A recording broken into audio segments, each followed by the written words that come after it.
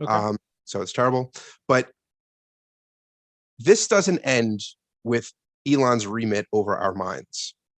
The Boring Company is an infrastructure and tunneling company that aims to build a vast underground network to move masses of people and goods at high speeds.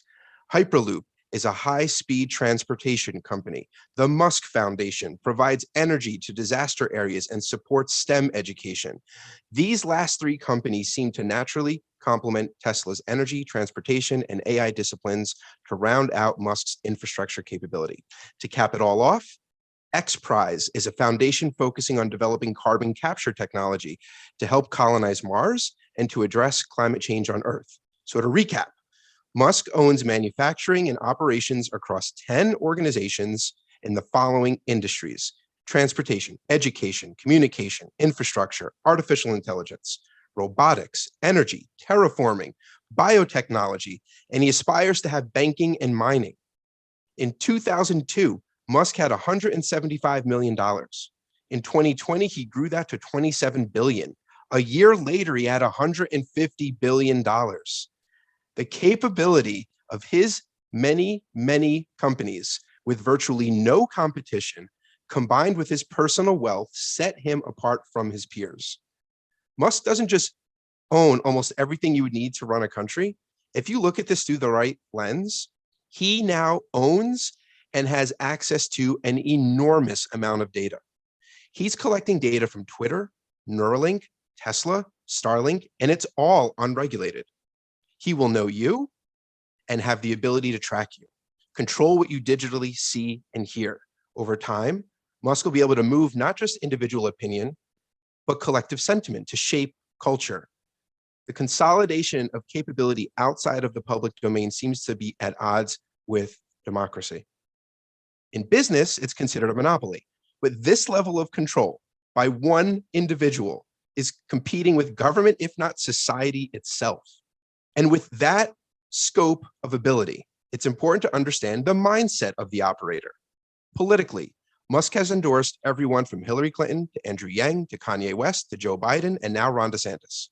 Most recently, the GOP oppressed women nationwide, sacked the Capitol, they deny climate change, they deny evolution and science in general, and have ignored systemic racism. After all of this, which happened very, very quickly, at least brought to light all at once, Elon advocated for Republicans to control Congress. So that's the latest we have to go off of with him. Now what's left for someone with the wealth and capability of an empire with no land to call his own? Well, Elon's not shy about it.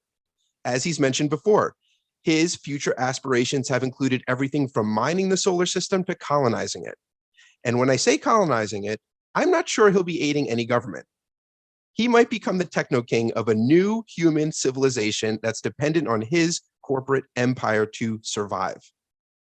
And we've started to see a glimpse of what a techno king reign might look like.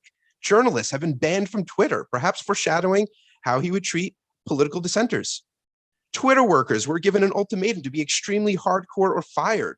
And those on H-1 visas that require employment to stay in the country were trapped in an abusive work environment or faced deportation, perhaps foreshadowing worker colonists unable to leave Mars and forced to do work under harsh conditions.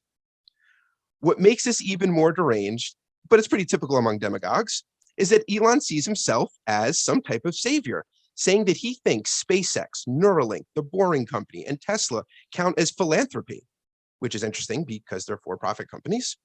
But to be fair, philanthropy has only recently come to be associated with wealthy donations. Technically, it's a Greek-derived phrase that means love of humanity, and Musk argues that his companies seek to better humanity.